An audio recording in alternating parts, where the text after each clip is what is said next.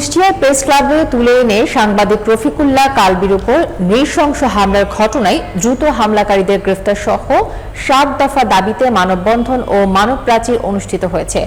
কুষ্টিয়া প্রতিনিধি মোহাম্মদ আমিরুল ইসলাম জানান, বৃহস্পতিবার বেলা 11:30টায় কুষ্টিয়া জেলা প্রশাসক কার্যালয় চত্বরে সাংবাদিক ও ছাত্র জনতার উদ্যোগে এই কর্মসূচি পালন করা হয়।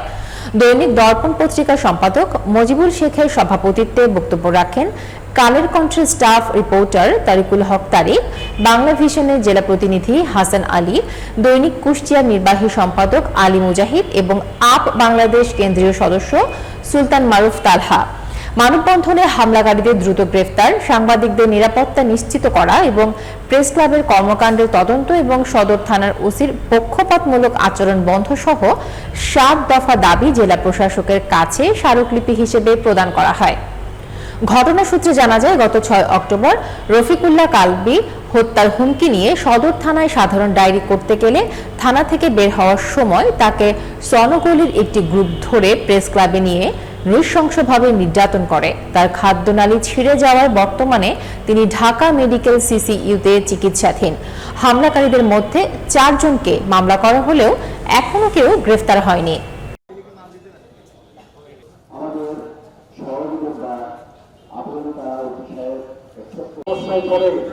মানুষ যখন নিরুপায় হয়ে যায়, তখন কোনো পথ পায়, প্রেস ক্লাবে মর্মান্তিক ভাবে তাকে নির্যাতন করে হসপিটালাইজ। পাশাপাশি ওসি মহোদয়, আপনি যে চেয়ারে বসে আছেন, এই চেয়ার কার প্ররোচনায়, কার অর্ডার সিটিতে আপনি চিঠি দিলেন না?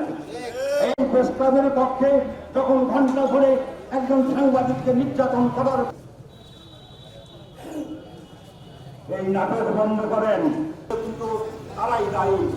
কাজেই আপনি তাই বলে একটার পর একটা ঘটনা ঘটেছে। এই যে কালবিকে যারা প্রকাশ্যে লালনাকারীকে, সেদিন প্রশাসনের এসপি ছিলেন। করবেন না, যদি দুর্বৃত্তায়ন সন্ত্রাসী করতে চান তাহলে সাংবাদিকতা এবং আইন শৃঙ্খলা বাহিনীর প্রতি বলতে চাই, সাংবাদিক সন্ত্রাসীরা কালবি ভাইকে মেরে ফেলার জন্য নিয়ে গেছিল। কোনো সাংবাদিক বলছে কালবি সাংবাদিক না, কালবি সাংবাদিক না। কালবিতে নির্মমভাবে প্রহার করা হয়। ঠিক ৬ বছর আগে